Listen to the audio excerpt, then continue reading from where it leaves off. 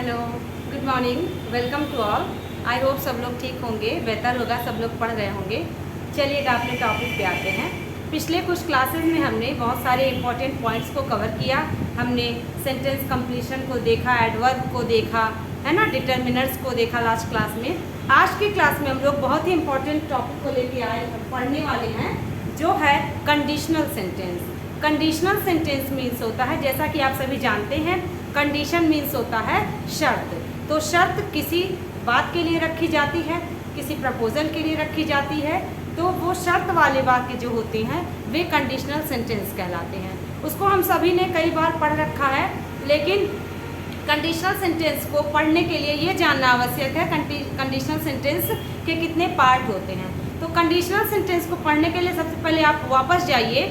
तो आप अगर वापस जाएंगे तो कंजक्शन की क्लास में जाइए, और वहाँ पर हमने आपको बताया था सबऑर्डिनेटिंग कंजक्शन 3 प्रकार के होते हैं। सबऑर्डिनेट क्लॉज, जो कि एडवर्ब क्लॉज, एडजेक्टिव क्लॉज और नाउन क्लॉज होते हैं। तो एडवर्ब क्लॉज में आपने एक कंजक्शन पढ़ा था इफ, एक कंजक्शन पढ़ा था अनलेस, एक कंजक्शन पढ़ा था अनटिल।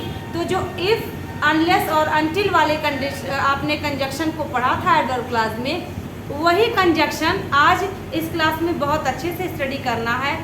और आपको ध्यान देना है कि जो कंडीशनल सेंटेंस होता है उसके 2 पार्ट होते हैं। एक होता है प्रिंसिपल क्लॉज और दूसरा होता है सबऑर्डिनेट क्लॉज। आप कह सकते हैं या कह सकते हैं इफ वाला क्लॉज, अनलेस वाला क्लॉज या अनटिल वाला क्लॉज। तो उसको कई नाम से आप पुकार सकते हैं।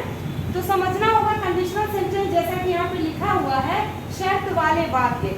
कई बार आप शर्त कहते हो, मैं तुम्हारी मदद तभी करूँगा जब तुम मेरी ये बात मानोगे, मैं तुम्हें पैसे तभी दूंगा जब तुम मेरी ये हेल्प करोगे। या आप कहते हो कि यदि हमारे पास पैसे होते तो हम तुम्हारा इलाज करा पाते, एक अच्छा घर खरीद पाते, महंगा फ़ोन गिफ्ट कर पाते। आप फिर ऐसे कंडीशनल वाले वाक्य बोलते हो। आप कहते हो जब तक तुम पढ़ोगे नहीं तब तक तुम पास नहीं होगे, जब तक तुम जाओगे नहीं मैं भी यहाँ रुका रहूँगा, या मैं तुम्हारे आने तक तुम्हारा इंतज़ार करूँगा। ऐसे बहुत से सेंटेंसेस आप हिंदी में बोलते हो। तो इंग्लिश में उसी सेंटेंसेस को बोलने के लिए हम सभी को कई सारे रूल्स को अप्लाई करना पड़ता है।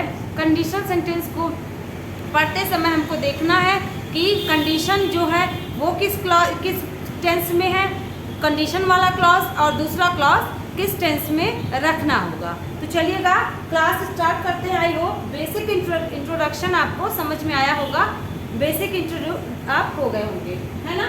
तो चलिएगा कंडीशनल सेंटेंस इसमें देखना है हम लोग। बहुत सारे एग्जाम्पल को देखिएगा। पहले जैसे लिखा है if you run fast you may catch the train.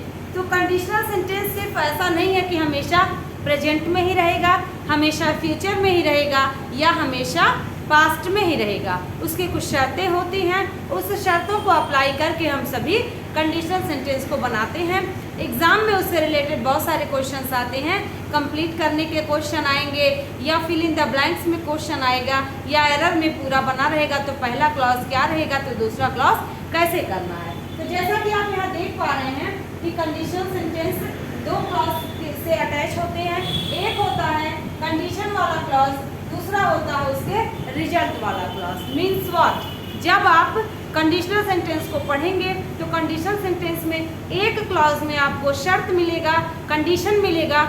जिस कंडीशन को आप फॉलो करेंगे तो आपको रिजल्ट मिलेगा, और जब तक रिजल्ट आप नहीं पा जाते तब तक कंडीशन फुलफिल नहीं होगा। तो देख पा रहे होंगे आप कंडीशनल सेंटेंस के 2 पार्ट। एक होता है कंडीशन प्रदान करता है, और दूसरा उस कंडीशन के बाद अगर उस कंडीशन को आप फॉलो करते हैं तो क्या रिजल्ट आएगा, और अगर आप उस कंडीशन को फॉलो नहीं करते हैं तो क्या रिजल्ट आएगा। दोनों को बहुत अच्छे से समझेंगे। तो चलिएगा देखते हैं। पहला होता है कंडीशन वाला जो क्लॉज, वो इफ क्लॉज होता है, और दूसरा होता है प्रिंसिपल क्लॉज। प्रिंसिपल क्लॉज क्यों कहा गया, क्योंकि जब आप जानते हैं कि जिस क्लॉज में कंजक्शन लगा होता है वो coordinate clause, subordinate clause, adverb clause, noun clause, adjective clause किसी भी नाम से पुकारा जा सकता है अकॉर्डिंग टू कंजक्शन। लेकिन जिसमें कोई भी कंजक्शन नहीं लगा होता है वो अपना मीनिंग कंप्लीट करता है, उसको आप मेन क्लॉज, प्रिंसिपल क्लॉज आप उसको बुला सकते हैं। तो कंडीशनल सेंटेंस में जो कंडीशन को फुलफिल करेगा, जो रिजल्ट प्रोवाइड करेगा, वो हमारा क्या होता है, प्रिंसिपल क्लॉज, मेन क्लॉज, क्योंकि वो किसी पर डिपेंडेंट नहीं रहता। इंडिपेंडेंट क्लॉज भी आप उसको बुला सकते हैं, किसी भी नाम से आप पुकारेंगे, लेकिन कुल मिला के जब कंडीशन फुलफिल हो जाएगा तो उसको जो रिजल्ट निकलेगा वो रिजल्ट कैसा रहेगा, वो रिजल्ट बिना किसी पर आश्रित हुए अपना सेंटेंस को बयां करेगा। तो चलिएगा, एग्जाम्पल है आई हैड मनी। एग्जाम्पल क्यों हम बता रहे हैं, क्योंकि आपको जानना है कंडीशनल सेंटेंस कई प्रकार से आपको देखने को मिलेंगे, तो हर रूल को जानने से पहले आपको एग्जाम्पल देखना पड़ेगा, तब आपको पता चलेगा कि कंडीशनल सेंटेंस कैसे वाक्य में कार्य करता है। ठीक है, तो if I had money comma I would help you, यहाँ पे आप देख पा रहे हो इफ वाला क्लॉज पास्ट में है, तो बाद में भी देखिए विल का पास्ट वुड हुआ है। हैड का यहाँ पे हेल्पिंग वर्ब के रूप में नहीं यूज हो रहा है, हैड का यूज यहाँ मेन वर्ब के रूप में हो रहा है। तो क्या कह रहा है, इफ आई हैड मनी, यदि मेरे पास पैसे होते, आई वुड हेल्प यू, तो मैं तुम्हारी मदद करता। तो मदद करने के लिए क्या कंडीशन है, रिजल्ट इसका है कि मदद किया जाता, और कंडीशन इसका क्या है कि पैसे होने चाहिए। तो आप देख पा रहे होंगे जो इफ वाला क्लॉज है वो अपना मीनिंग कंप्लीट करने के लिए रिजल्ट को दिखाएगा और प्रिंसिपल क्लॉज को अपना निर्भरता दिखाएगा, तभी इफ वाला क्लॉज कंप्लीट माना जाएगा, अदरवाइज इनकम्प्लीट रहेगा। अब देखिएगा, ये जो हैड है ये वर्ब का सेकेंड फॉर्म है, पास्ट इंडिफिनिट है, यहाँ पे ये एज अ मेन वर्ब कार्य कर रहा है, हेल्पिंग वर्ब की तरह कार्य नहीं कर रहा है। तो यहाँ पे आप देखिएगा, इफ आई हैड मनी, मेरे पास पैसे होते, तो उसका रिजल्ट ये होता कि मैं तुम्हारी मदद करता। नेक्स्ट सेंटेंस देखिएगा, if you work hard you will succeed, या यू विल गेट सक्सेस, या यू विल बी सक्सेसफुल, कुछ भी लिखा रहे तो आपका मीनिंग कंप्लीट हो रहा है कि तुम सफल होगे, तुम्हें सफलता प्राप्त होगी, तुम सफलतापूर्वक अपने कार्य को कंप्लीट करोगे। जो भी मीनिंग निकलेगा इसका एक कंडीशन होता है, उसका दूसरा रिजल्ट होता है। कंडीशन में कह रहा है, कंडीशन प्रेजेंट में है, तो आप देख पा रहे हैं कि बाद वाला क्लॉज जो प्रिंसिपल क्लॉज है वो फ्यूचर इंडिफिनिट में है। अब ये कैसा रूल है इसको आज आगे आपको डिटेल में मिलेगा, परंतु आप देख पा रहे हैं एक पास्ट को फॉलो कर रहा है और दूसरा प्रेजेंट और फ्यूचर को फॉलो कर रहा है। तो प्रेजेंट में कंडीशन हो तो उसका रिजल्ट फ्यूचर में आएगा। तो आप देख पा रहे हैं मेहनत करने का क्या रिजल्ट होगा, मेहनत करने का रिजल्ट होगा कि तुम सफल होगे। ठीक है, अगला सेंटेंस देखिएगा, unless you take medicine you can not be cured. देखिएगा एक पॉइंट है, आगे आपको बताया जाएगा, परंतु अभी भी आप ध्यान से सुनिएगा। अनलेस हो, अनटिल हो, इस वाले क्लॉज में नॉट का प्रयोग नहीं होता। आपने कंडीशन कंजक्शन के क्लास में इसको पढ़ भी लिया है, क्योंकि अनलेस और अनटिल का यूज हमेशा शर्त के लिए होता है। अनलेस का यूज कंडीशन के लिए होता है, अनटिल का यूज टाइम के लिए होता है, और इन दोनों का मतलब होता है जब तक नहीं। इसलिए अनलेस और अनटिल वाले क्लॉज में नॉट का यूज नहीं होता, लेकिन बाद वाले क्लॉज में जब आवश्यकता पड़े तो नॉट का यूज़ किया जा सकता है, और आवश्यकता ना हो तो नॉट का यूज़ नहीं करेंगे। ठीक है, तो यहाँ पे देखिएगा, अनलेस यू टेक मेडिसिन, जब तक तुम मेडिसिन नहीं लोगे। यहाँ पर देखिए नहीं वर्ड नहीं लिखा है, लेकिन फिर भी जब तक नहीं अनलेस कंप्लीट कर रहा है, तो यहाँ पे आपको कैसे क्वेश्चन बन सकता है, ऐसे सेंटेंसेस में unless you do not take medicine, और जब आप मीनिंग लगाएंगे तो मीनिंग भी तो आपको कंप्लीट लगेगा, क्योंकि आपने सुना है, आपने देखा है, आप जानते हैं कि प्रेजेंट इंडिफिनिट में हिंदी में ता है, ती है, ते है आता है, जब नहीं आता है तो डू नॉट या डज नॉट का यूज किया जाता है। तो यहाँ पे आप देख पा रहे होंगे, अनलेस यू टेक मेडिसिन, जब तक तुम मेडिसिन नहीं लोगे तुम you can not be cured, मतलब पैसिव वॉइस में सेंटेंस लिखा है, तुम्हारा इलाज नहीं किया जा सकता। यानी कंडीशन क्या है, इलाज करवाने के लिए, रिजल्ट प्राप्त करने के लिए दवा लेना कंडीशन है। ठीक है, तो आई होप आपको यहाँ तक समझ आया होगा।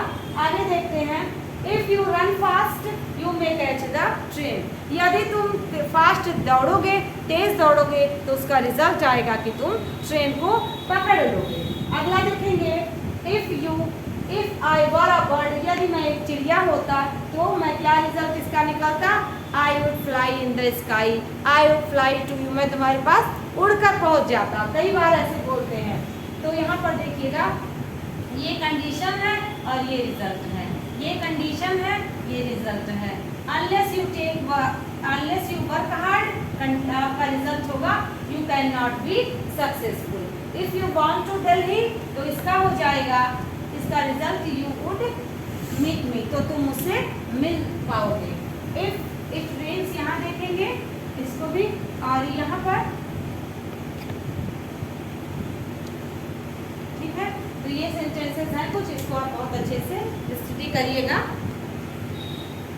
कुछ और examples, unless you work hard you can not be successful, जब तक तुम मेहनत नहीं करोगे तुम सफल नहीं हो सकते। यहाँ वाला सेंटेंस आप देख पाए, second sentence, I were a bird. यहाँ पर देखिए जब आप पढ़ते हो आई के साथ वर कभी नहीं पढ़ते, आई के साथ हमेशा वॉज पढ़ते हैं। लेकिन जब कंडीशनल सेंटेंस की बात होती है, अनफुलफिल इमेजिनेशन की बात होती है, तो किसी भी सब्जेक्ट के साथ वर का यूज़ किया जाता है। तो यहाँ पर आप देखिएगा, यहाँ पर इस सेंटेंस में आपको मिलेगा कि if I were a bird, तो मैं चिड़िया होती। अब देखिए व्यक्ति कोई चिड़िया नहीं हो सकता, ये अनफुलफिल्ड इमेजिनेशन है। इफ आई वर यू, तो मैं तुम्हारी मदद करती, तो मैं तुम्हारी जगह पे होती, ऐसा आप कई बार कहते हैं, परंतु ये सब आपको बिल्कुल नहीं देखना है। अब इस सेंटेंस में ऐसे सेंटेंस एग्जाम में कई बार आते हैं, इफ आई डैश कर देगा, वॉज दे देगा, वर दे देगा, हैज दे देगा, हैड दे देगा, लेकिन आपको पता है कंडीशनल सेंटेंस में हमेशा वर का यूज किया जाता है, ठीक है। और देखिएगा, इफ इट रेन्स, यदि वर्षा होगी, बारिश होगी, I shall not go out for a walk, तो मैं बाहर टहलने के लिए नहीं जाऊंगा। तो जब मैं टहलने के लिए नहीं जाऊंगा कह रहा है, तो उसके लिए कंडीशन चाहिएगा if it rains. If he had visited Agra, यदि वह आगरा विजिट किया होता, तो देखिएगा उसका क्या रिजल्ट होता, वह ताजमहल देखा होता। He would have seen, SWN seen third form रहेगा। तो if he had visited Agra, he would have seen the Taj Mahal.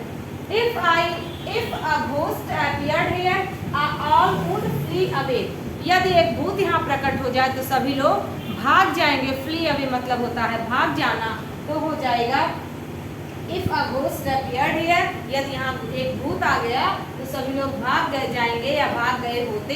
तो ऐसे सेंटेंसेस को बोलने के लिए कंडीशनल सेंटेंस का सहारा लेना पड़ता है। अब हम सभी लोग कंडीशनल सेंटेंस किस प्रकार से कार्य करते हैं, कितने प्रकार के होते हैं, सारे रूल्स को वन बाय वन देखेंगे, लेकिन आप स्क्रीनशॉट ले लीजिए। चलिएगा और अच्छे से समझते हैं। कंडीशनल सेंटेंस को 3 भागों में बांटा जा सकता है। कहने का मतलब ये है कि जो इफ वाला क्लॉज रहेगा, अनलेस वाला क्लॉज रहेगा, किस टेंस में हो तो आगे उसका रिजल्ट किस टेंस में जाएगा। तो 3 पार्ट्स कौन कौन से हैं, 3 भागों में बांट करके कंडीशनल सेंटेंस को आसानी से पढ़ा और समझा जा सकता है। पहला है जब इफ क्लॉज प्रेजेंट टेंस में हो, दूसरा है अब प्रेजेंट का कोई भी प्रेजेंट हो, present indefinite, present continuous, present indefinite negative, ठीक है, तो उसको समझिए आप। अगला है जब इफ क्लॉज पास्ट टेंस में हो, पास्ट टेंस का मतलब पास्ट का कोई भी, पास्ट इंडेफिनिट, पास्ट परफेक्ट या वर कोई भी हो तो उसको माना जाएगा।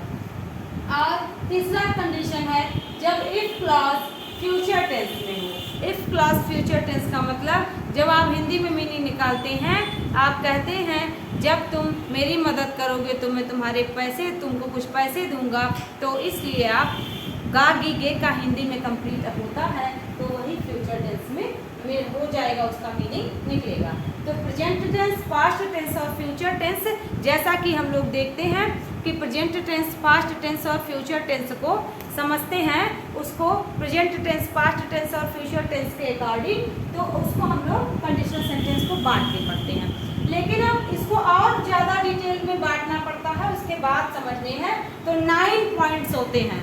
कंडीशनल सेंटेंस को पढ़ने के लिए हम सभी आज 9 पॉइंट्स को अच्छे से स्टडी करेंगे। इसके बाद कंडीशनल सेंटेंस आपको कहीं भी पढ़ने की आवश्यकता नहीं है, बस आपको एग्जाम में समझना है कि कैसे क्वेश्चन आएगा। पार्ट 1 क्या हो जाएगा, प्रेजेंट या फ्यूचर में कंडीशनल सेंटेंस रहेगा। पार्ट 2 क्या होगा, पार्ट 2 में पास्ट टेंस में रहता है। पार्ट 3 में पास्ट परफेक्ट होता है, if you had money you would have helped me, ऐसे होता है। तो पास्ट परफेक्ट टेंस रहेगा, इसका कैसे बनेगा, बनेगा।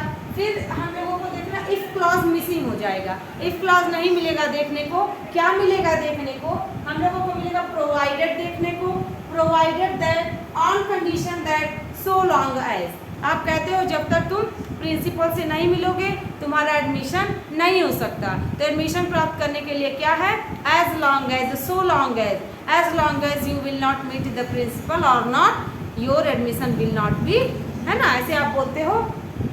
तो ऐसे में provided that on condition that so long as, जब ये 4 वर्ड्स आपको मिलेंगे तो आपको समझना है कि ये कंडीशनल सेंटेंस है। खाली इफ और अनलेस को आप पकड़ के नहीं जान सकते। Provided that on condition that और एज लॉन्ग एज या सो लॉन्ग एज। इसका मीनिंग होता है जब तक नहीं, या बशर्ते कि, या शर्त है कि। आप बोलते हो ना कि मैं तुम्हारे घर आऊँगा बशर्ते कि तुम गाड़ी भेज देना, तो बशर्ते कि मतलब आपने बशर्त मतलब शर्त के साथ आपने अपनी बात को रखा।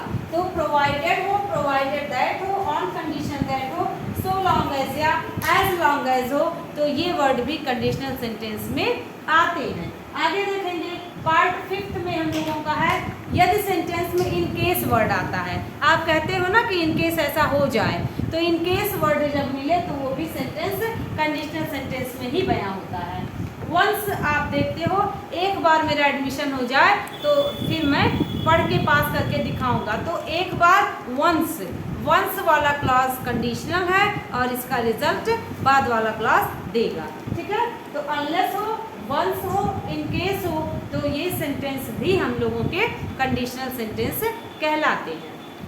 आगे है सिर्फ, अब आपने देखा एक क्लॉज में अफर्मेटिव या निगेटिव, दूसरे क्लॉज में अफर्मेटिव या निगेटिव, लेकिन सिर्फ अफर्मेटिव निगेटिव ही कंडीशनल सेंटेंस में नहीं होता। कंडीशनल सेंटेंस इंट्रोगेटिव भी हो सकते हैं। इंट्रोगेटिव स्ट्रक्चर से वही सेंटेंस कहा जाए और उसका रिजल्ट बाद में फुलफिल हो तो वो भी कंडीशनल सेंटेंस कहलाता है। इसके बाद कंडीशनल सेंटेंस अफर्मेटिव, निगेटिव या इंट्रोगेटिव ही अकेले नहीं हो सकता, आपको इम्परेटिव सेंटेंस को भी कंडीशनल सेंटेंस में पढ़ना पड़ता है। तो कंडीशनल सेंटेंस में कंडीशन इम्परेटिव सेंटेंस में होगा और इसका रिजल्ट अफर्मेटिव में होगा। दोनों सेंटेंस का इम्परेटिव होगा। ऐसे इंट्रोगेटिव कंडीशनल सेंटेंस में कंडीशन वाला पार्ट जिसमें कंडीशन अप्लाई किया जाए वो इंट्रोगेटिव में होगा, और जिसमें कंडीशन अप्लाई नहीं किया जाएगा, रिजल्ट दिया जाएगा, वो सामान्य अफर्मेटिव या नेगेटिव सेंटेंस होगा। उसी तरह से इम्परेटिव में तो आपने देखा कि कितने पार्ट को हम लोग देख करके कंडीशनल सेंटेंस को अच्छे से देखेंगे। अब हम लोग 1 बाय 1 स्टडी करेंगे। ये सारे पूरे आज की क्लास में पूरे रूल्स डिस्कस किए जाएंगे। तो सबसे पहला रूल होगा प्रेजेंट टेंस में। चलिएगा हम लोग पहला कंडीशन देखते हैं। पहला कंडीशन क्या होगा, यदि इफ वाला क्लॉज प्रेजेंट में हो। क्या है नियम, यदि इफ वाला क्लॉज प्रेजेंट में हो तो बाद वाला क्लॉज प्रेजेंट या फ्यूचर में होता है। इफ वाला क्लॉज कभी भी फ्यूचर में नहीं हो सकता। ऐसा एग्जाम में क्वेश्चन आता है कि इफ वाले क्लॉज में कभी भी फ्यूचर नहीं हो सकता, लेकिन जब आप हिंदी का मीनिंग निकालेंगे तो वो फ्यूचर ही इंडिकेशन करेगा, इफ वाला क्लॉज फ्यूचर में नहीं हो सकता। लेकिन हिंदी में जब आप मीनिंग निकालेंगे तो हिंदी में यही मीनिंग कंप्लीट होगा, यदि तुम मेरी मदद करोगे। लेकिन इंग्लिश में जब आप करेंगे तो if you help me, if you will help me, if you shall help me, ऐसा कुछ नहीं। If you help me I will follow you, I will appreciate you, ठीक है, यू विल बी अप्रिशिएटेड। कुछ भी आप कहें लेकिन इफ़ वाला क्लॉज हमेशा प्रेजेंट में होगा। ऐसा आ जाता है सेंटेंस एग्जाम में। तो इफ़ के वाले क्लास में फ्यूचर नहीं हो सकता, इफ़ वाले क्लास में कोई और टेंस नहीं हो सकता। यदि इफ़ वाला क्लास प्रेजेंट में है तो बाद वाला प्रेजेंट या फ्यूचर दोनों में बन सकता है, इस बात को ध्यान रखिएगा। लेकिन खाली प्रेजेंट या फ्यूचर ही बन सकता है। अगर इफ़ वाला क्लास पास्ट में है तो पास्ट जाएगा, लेकिन यदि प्रेजेंट में है तो प्रेजेंट या फ्यूचर ही बनेगा, पास्ट नहीं बन सकता। चलिएगा क्या कहने का मतलब है, फर्स्ट क्लास जो हमारा इफ वाला क्लॉज होगा वो किस में होगा, प्रेजेंट में, तो बाद वाला क्लास देखिए सेकेंड क्लास प्रेजेंट या फ्यूचर में होगा। अब प्रेजेंट या फ्यूचर का मतलब प्रेजेंट का कैन भी आ सकता है, प्रेजेंट का मे भी आ सकता है ना, फ्यूचर भी आ सकता है, लेकिन यह वाला इफ वाला क्लास हमेशा प्रेजेंट में, प्रेजेंट का अफर्मेटिव प्रेजेंट का निगेटिव दोनों हो सकता है, लेकिन ऐसा नहीं है कि सिर्फ अफर्मेटिव की ही बात करें। एग्जाम्पल है if I go to Jaipur, ठीक, comma I will see my friends. कह रहा है यदि मैं जयपुर जाऊंगा, हिंदी में क्या कह रहा है, जब मैं जयपुर जाऊंगा, यदि मैं जयपुर जाऊंगा, अगर मैं जयपुर जाऊंगा तो क्या हो जाएगा, मैं अपने फ्रेंड्स से मिलूंगा, मैं अपने मित्रों से मिलूंगा। हिंदी में गा आया, आप उसको नेग्लेक्ट कर दीजिए, जस्ट इग्नोर दैट। बस आपको समझना है कि वो वाला पार्ट प्रेजेंट में ही रहेगा, इस गा की मीनिंग से फ्यूचर नहीं बनाएंगे।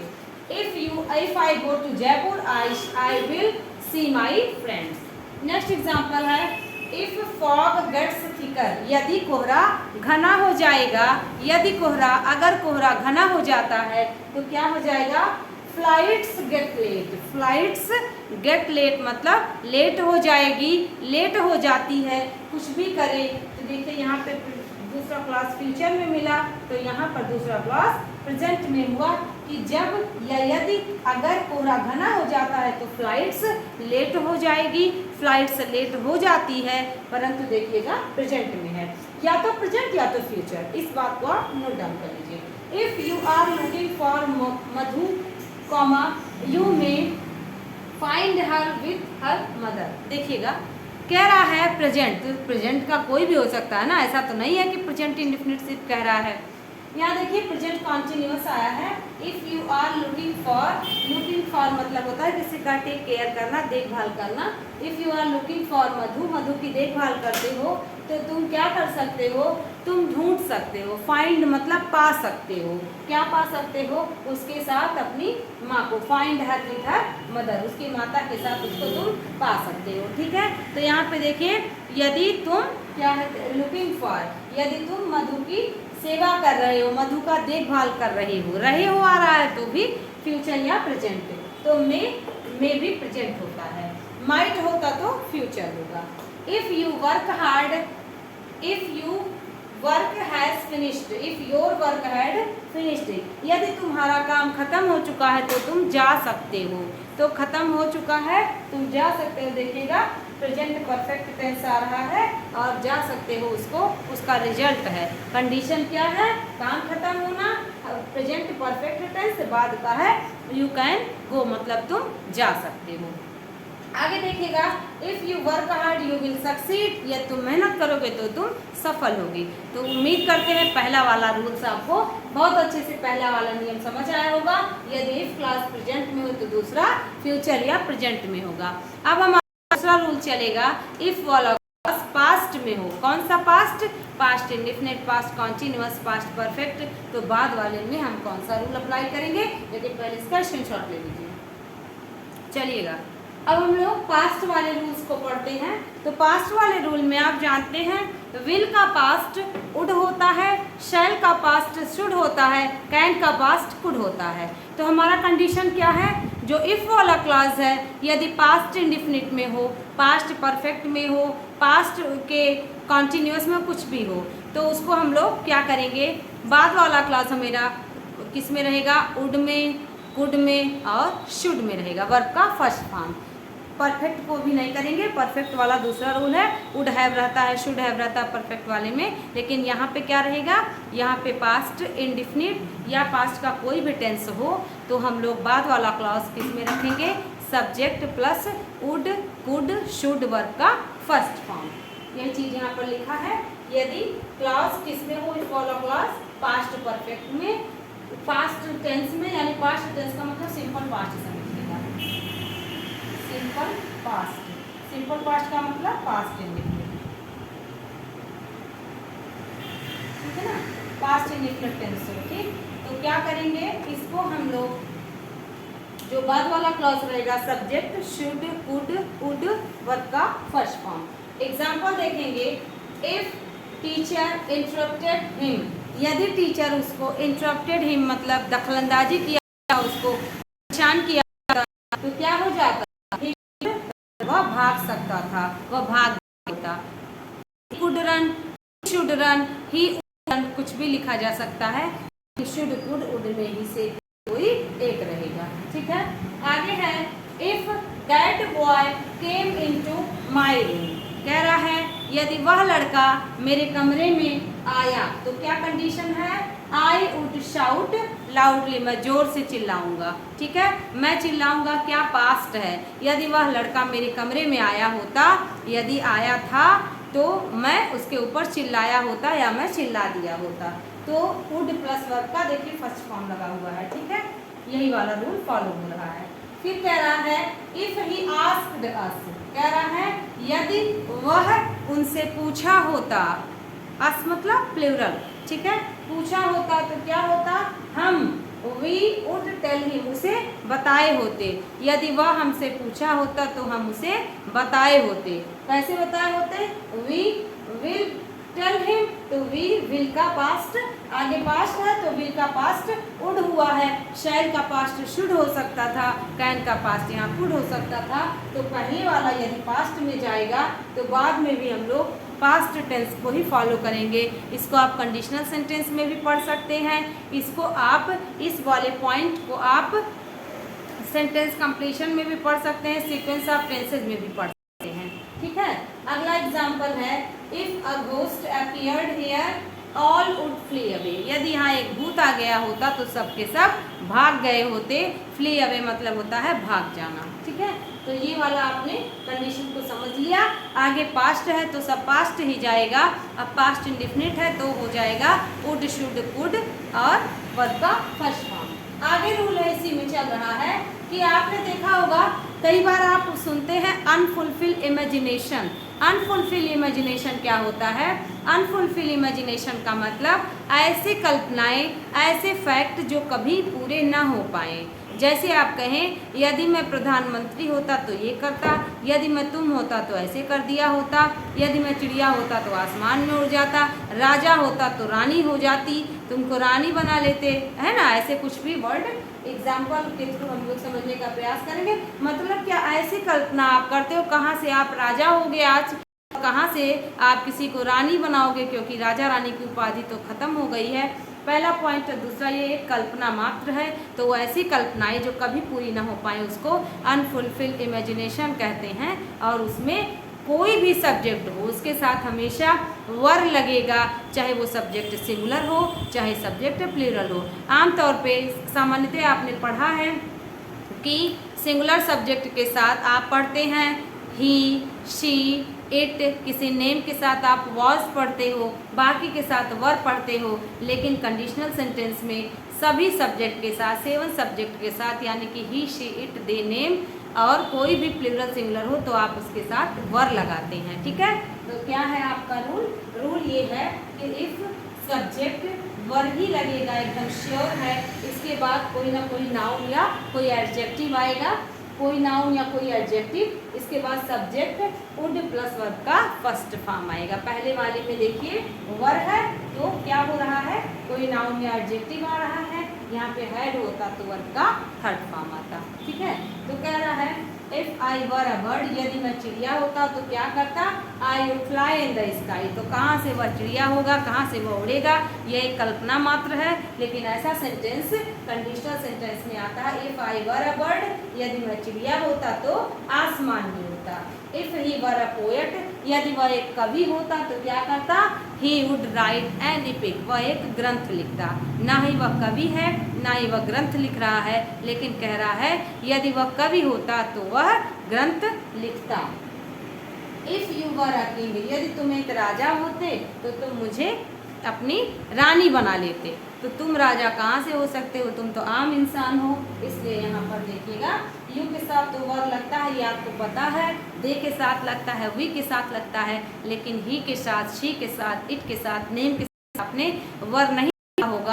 ऐसे कंडीशन में, ऐसे सेंटेंसेस में 7 सब्जेक्ट के साथ वर का प्रयोग किया जाता है। लेकिन जब एग्जाम में आता है इसे इस वर के स्थान पे क्या कर देता है, वॉज ऑप्शन देगा, हैड ऑप्शन देगा, वर ऑप्शन देगा।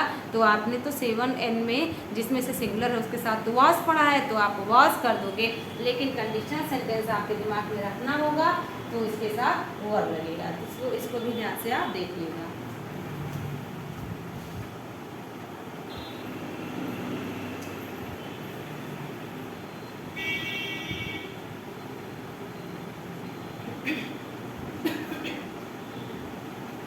का रूल है, जब इफ वाला क्लॉज पास्ट परफेक्ट में हो, मतलब क्या, सब्जेक्ट के साथ हैड हो, हैड ही पास्ट परफेक्ट टेंस को डिनोट करता है, तो बाद वाला जो क्लॉज रहता है वो हमेशा would have, should have, could have को फॉलो करता है।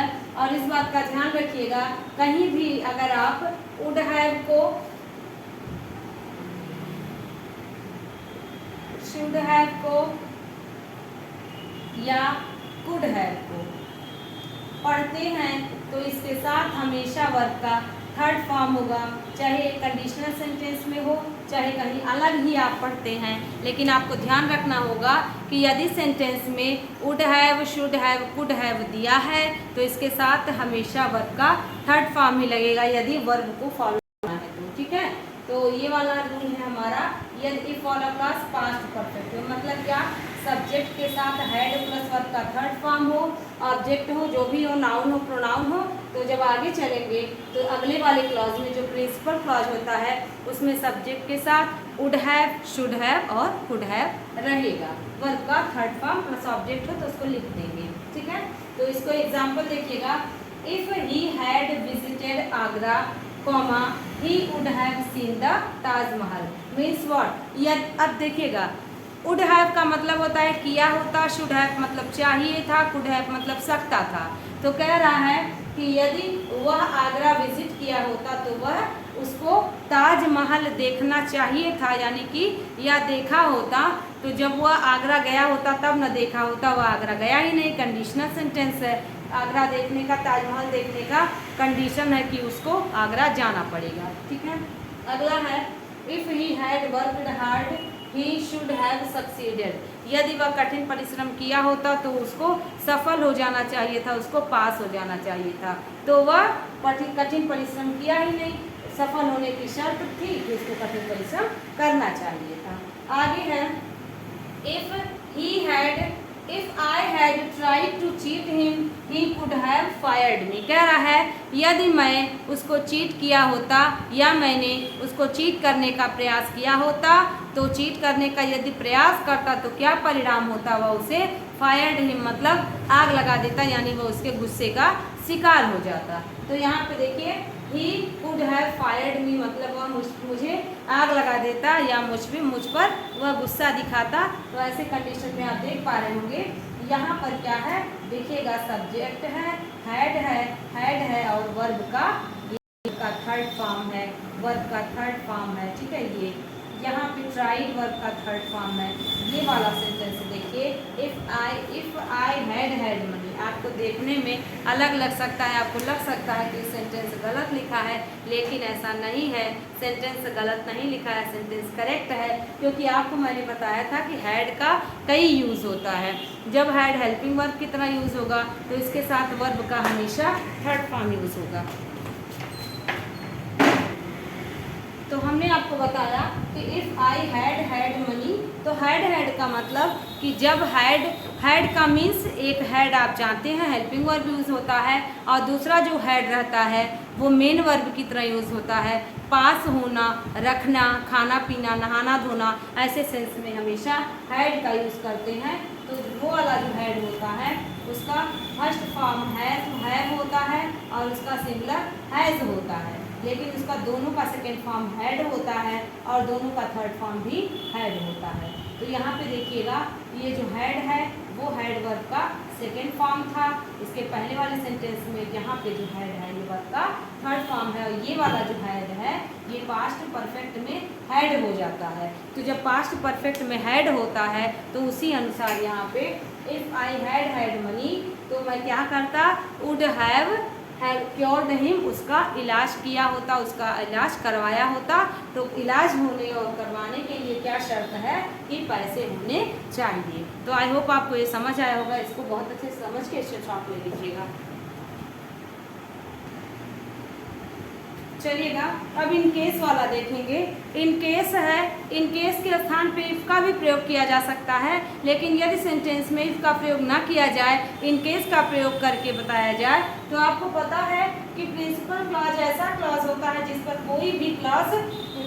कोई भी क्लॉज अपना राज नहीं करता, मतलब निर्भर उस पर और क्लॉज रहेंगे लेकिन वह उस किसी पर निर्भर नहीं रहेगा। तो जब ऐसा हो तो इन केस वर्ड लगता है। और सबऑर्डिनेट क्लॉज तो आप जानते हैं, इन केस एक प्रीपोजिशन है, इन केस एक कंजक्शन है, तो वो कंजक्शन सबऑर्डिनेट क्लॉज को प्रेजेंट करेगा। यहाँ पे इफ़ भी लगाया जा सकता है, लेकिन यदि इफ़ ना लेकर के यहाँ पर इफ़ के स्थान पर इन केस लिखा हो तो क्या करेंगे, देखिएगा। Use a candle principal clause है, take a medicine principal clause है, send a telegram principal clause है। तो कह रहा है यूज अ कैंडल, एक कैंडल यूज करना या एक कैंडल यूज करो, क्या, इन केस इलेक्ट्रिसिटी फॉल्स, यदि लाइट चली जाती है, या इफ इलेक्ट्रिसिटी विल फॉल्स, कुछ भी लिखा रहेगा तो आपको क्या करना है, आपको इन केस लगा देना है, इफ लगा देना है, और कुछ आप यहाँ पर नहीं लगा सकते, क्योंकि कैंडल यूज करने का शर्त है, रिजल्ट है ये कैंडल यूज करना। इसका क्या कंडीशन है, इलेक्ट्रिसिटी जाएगा तभी आप कैंडल यूज कर सकते हैं।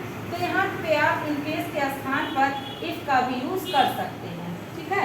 इफ क्लॉज बीच में भी आया आपको मिलता है, अनलेस और अनटिल वाला बीच में भी आया हुआ मिलता है, तो ऐसे ही कंडीशन अप्लाई होती है।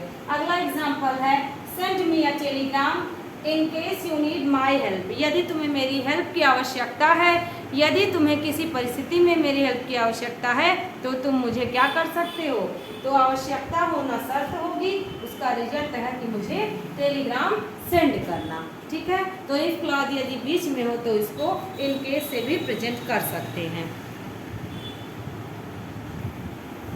चलिएगा अब वंस वाला देखते हैं। वंस मीन्स आप जानते हैं, वंस मीन्स एक बार, ठीक है, एक बार। ये वंस वर्ड आपने बचपन से पढ़ा होगा, वंस अपॉन अ टाइम, या there was a king, once there was a king. तो इस वंस का मीनिंग वही होता है एक बार, और ONCE रहता है। वैसे तो वंस हम लोग कई पढ़े हैं कि वन का पोजेसिव केस भी वंस होता है, लेकिन ONE' होता है, ठीक है। तो यहाँ पे वंस जब रहेगा तो वंस वाला क्लॉज हमेशा सबऑर्डिनेट क्लॉज रहेगा, और जो प्रिंसिपल क्लॉज रहेगा वो प्रिंसिपल क्लॉज बाद में आएगा, ठीक है। तो वंस वाला आगे और बाद वाला हमेशा किस में जाएगा, प्रिंसिपल क्लॉज कहलाएगा, क्योंकि वंस एक कंजक्शन की तरह कार्य कर रहा है। तो कह रहा है once you make a promise, एक बार यदि तुम प्रॉमिस करो तो उसको कीप इट, मतलब उसको निभाओ। यदि एक बार तुम वादा करो तो उसको निभाना चाहिए। दूसरा सेंटेंस है once you read this book you will like it, यानी कि एक बार यदि तुमने इस किताब को पढ़ लिया तो तुम उसे लाइक इट मतलब पसंद करोगे, यू विल लाइक इट मतलब तुम उसे पसंद करोगे। तो देखिएगा प्रेजेंट में है और बाद में फ्यूचर आ रहा है, यानी कि पसंद करने की शर्त है कि उसको तुम एक बार जरूर पढ़ो। तो ये वाला क्लास भी हमेशा ये सबऑर्डिनेट क्लास है, और ये वाला सबऑर्डिनेट है, ये लास्ट के जो है वो प्रिंसिपल क्लॉज है, क्योंकि किसी पर भी निर्भर नहीं है, सिर्फ कॉमा से ये अलग हो रहे हैं। कह रहा है once you take a decision, यदि तुम एक बार डिसीजन ले लो यानी निर्णय ले लो तो उसे स्टिक टू इट, मतलब उसी पर अडिग रहो, उसी पर खड़े रहो, उसको चेंज मत करो। तो यहाँ पर कह रहा है once you take a decision stick to it, तो स्टिक टू इट ये क्या है, ये प्रिंसिपल क्लॉज है। और once you take promise, once you take decision, once you make a promise, once you read a book, ये सारी क्या हैं, ये सबऑर्डिनेट क्लॉज हैं। और इसके बाद वाला प्रिंसिपल क्लॉज है, ये भी एक प्रकार का कंडीशनल सेंटेंस है। अब हम लोग पढ़ेंगे अनलेस वाला कंडीशनल सेंटेंस। अनलेस वाले क्लॉज को हम लोग देखेंगे। पहली बात कि अनलेस का मीनिंग क्या होता है, अनलेस का मीनिंग होता है जब तक नहीं। तो जब तक नहीं, अनलेस का ही जब मीनिंग होता है तो क्या ध्यान रखना होगा, आपको ये ध्यान रखना होगा कि अनलेस वाले क्लॉज में कभी भी नॉट का प्रयोग नहीं किया जाता।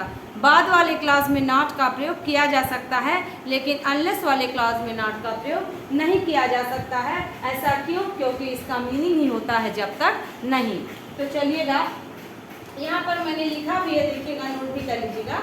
अनलेस वाले क्लॉज में नॉट, नो, नेवर का प्रयोग नहीं किया जाता। अनलेस वाले क्लॉज में कह रहा है ना कि पूरे सेंटेंस में कह रहा है। समझिएगा कि उस सेंटेंस में ही नॉट का प्रयोग नहीं होगा। आवश्यकता पड़े तो नॉट का प्रयोग कर देंगे, यदि आवश्यकता ना पड़े तो नॉट का प्रयोग नहीं किया जा सकता। कह रहा है अनलेस सब्जेक्ट प्लस वर्ब का फर्स्ट फॉर्म SAIS रहे तो SAIS भी लिख सकते हैं, यानी कि प्रेजेंट इंडेफिनिट में जिसके साथ SAIS लगेगा तो आप भी लगा देंगे। इसके बाद वाले क्लॉज पे क्या करेंगे, सब्जेक्ट के साथ या तो बाद वाला क्लॉज प्रेजेंट में होगा या तो बाद वाला क्लॉज फ्यूचर में होगा, जैसा आपने स्टार्टिंग में पढ़ा था। तो देखिएगा विल रहे, शैल रहे, कैन रहे, मे रहे, कुछ भी रहे तो उसको आगे नोट डाउन कर सकते हैं। ठीक है। अनलेस को इफ से रिप्लेस भी किया जा सकता है, लेकिन ऐसी शर्त होगी जब इंग्लिश में इफ के साथ अनलेस को रिप्लेस करेंगे तो इफ के साथ हम नॉट का प्रयोग करेंगे, उसको निगेटिव बनाएंगे। यदि निगेटिव नहीं बनेगा तो नॉट का प्रयोग नहीं करेंगे। ठीक है। एग्जाम्पल देखिएगा, अनलेस के साथ प्रेजेंट वाला क्लॉज तो बाद वाला प्रेजेंट या फ्यूचर में हो सकता है, प्रेजेंट का कोई भी हो सकता है। Unless you work hard comma, unless वाला क्लॉज प्रेजेंट में, बाद वाला प्रेजेंट या फ्यूचर में रहेगा।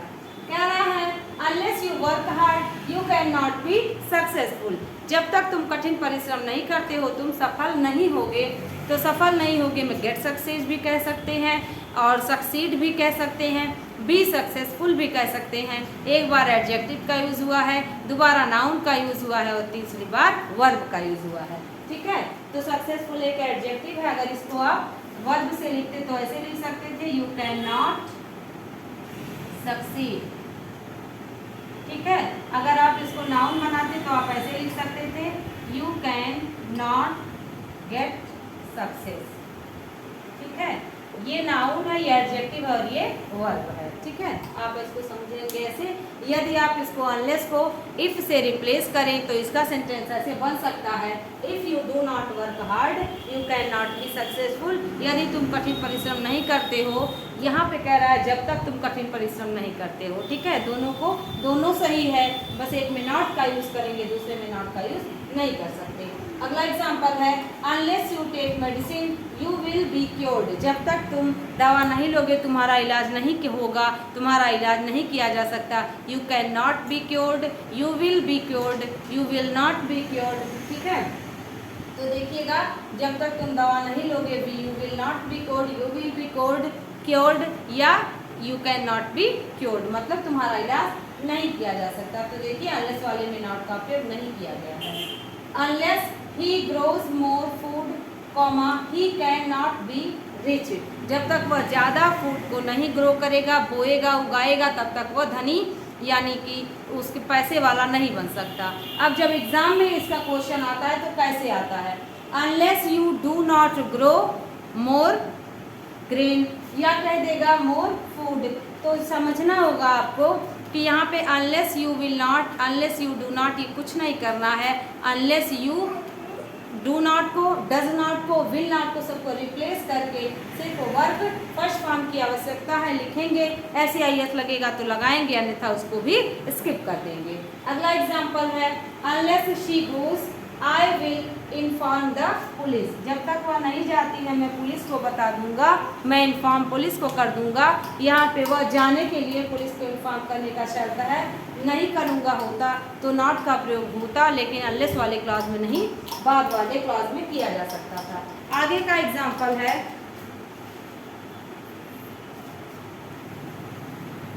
Unless you earn money comma you will not be rich, जब तक तुम पैसे नहीं कमाओगे तुम धनी नहीं हो सकते, तुम संपन्न नहीं हो सकते। तो देखिएगा धनी होने का, संपन्न होने का है कि उसको पैसे कमाना है, तो आप देख पा रहे होंगे अनलेस वाले क्लास को कैसे एग्जाम में डिनोट किया गया है। और एग्जाम में जब यही सेंटेंस बनेगा तो एग्जाम में यही सेंटेंस कैसे बन सकता है, इस तरीके से आपको दिया जाएगा डू नॉट का प्रयोग करके, तो सेंटेंस आपका गलत होगा। जैसे यही सेंटेंस है तो ऐसे दिया होगा unless you do not work hard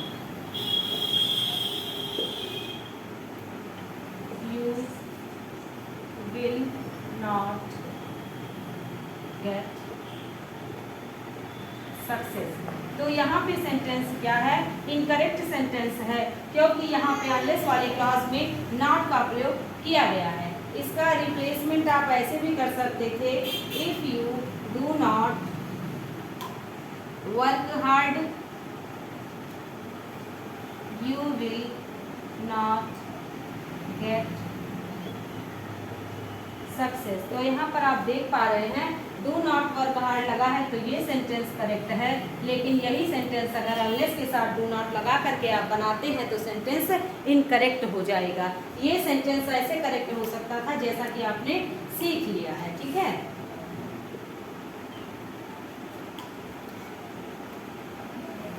you will not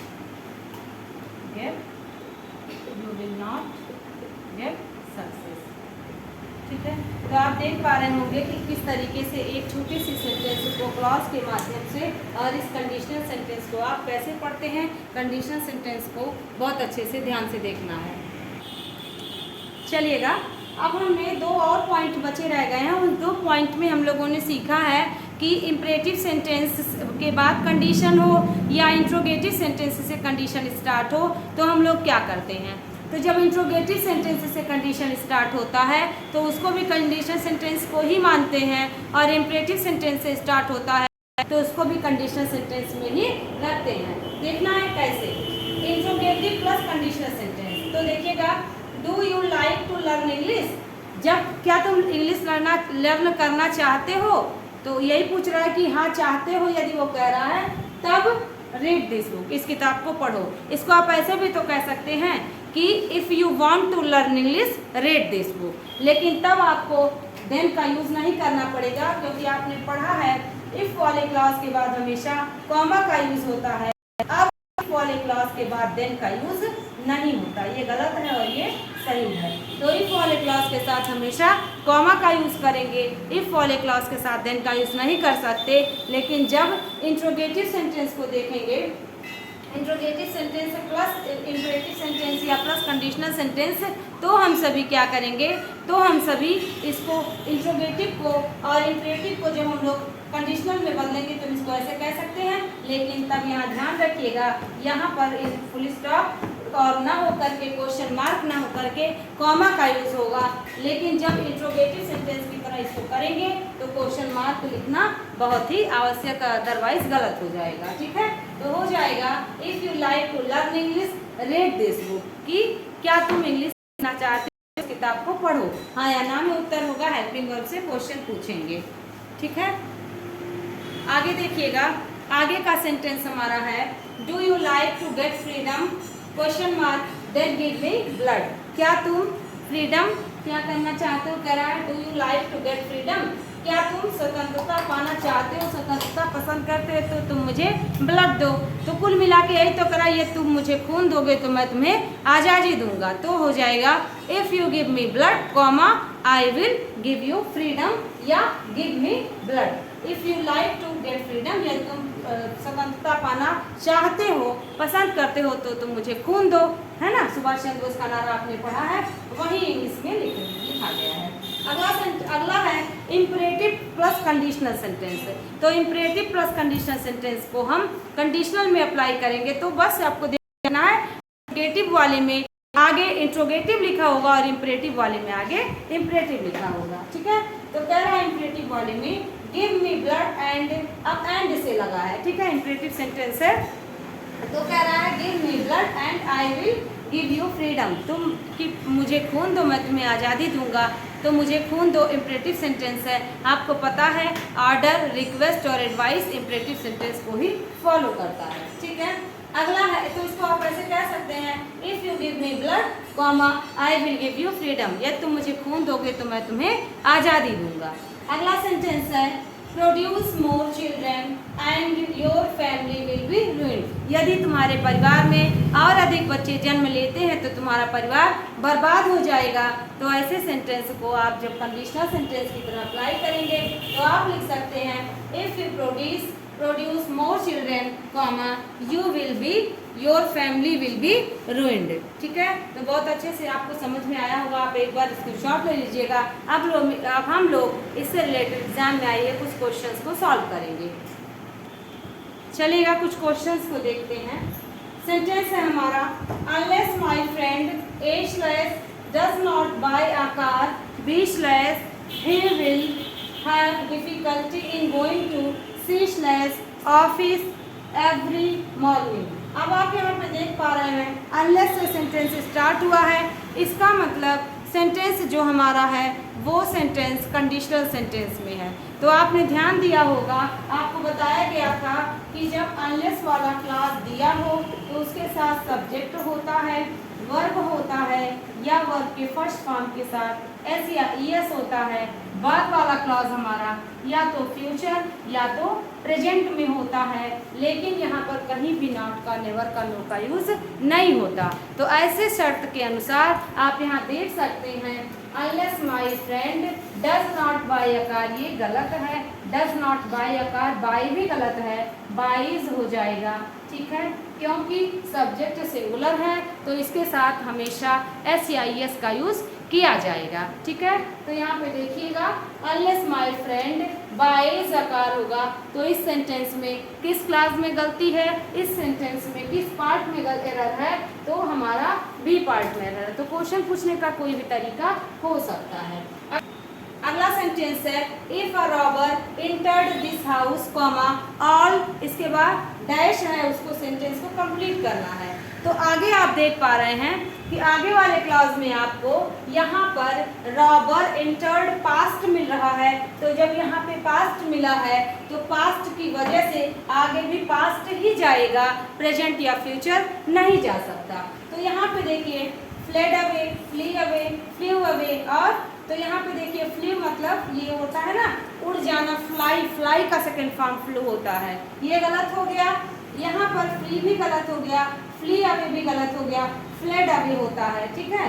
fled मतलब होता है फ्ली का सेकेंड फॉर्म, तो ऑल फ्लेड अवे हो जाएगा कि जैसे ही रॉबर यानी कि डकैतों ने घर में एंट्री मारी, घर में एंटर किए, तैसे ही सभी लोग फ्लेड अवे मतलब भाग गए। तो आपको समझ आया होगा कि कैसे क्वेश्चंस एग्जाम में पूछे जाते हैं। बहुत अच्छे से नोट्स बनाइएगा। मिलते हैं एक अच्छे और इम्पॉर्टेंट टॉपिक के लिए, मिलते हैं और इम्पॉर्टेंट टॉपिक से। आज की क्लास आपको बहुत अच्छी लगी होगी, उम्मीद करते हैं समझ में आएगा, नोट्स बनाइएगा। बहुत इम्पॉर्टेंट टॉपिक से हम लोग नेक्स्ट क्लास में मुलाकात होगी। आज की क्लास यही कंप्लीट होती है। Thank you.